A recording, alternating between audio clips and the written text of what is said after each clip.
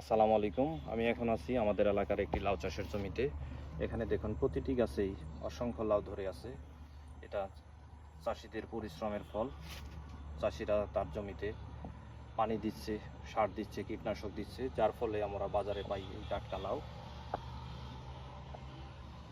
লাউ শুধু রান্নাই নয়, লাউ খেলে শরীর ঠান্ডা থাকে, হজম প্রক্রিয়া ত্বরান্বিত করে। দেখুন অসংখ্য লাউ।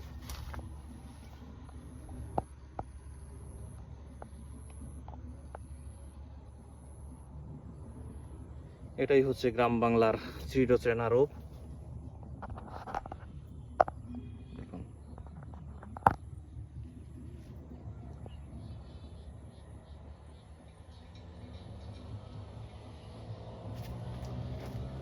এই পাশটাতে দেখাচ্ছি, দেখ এই পাশটাতে প্রচুর লাউ ধরে আছে।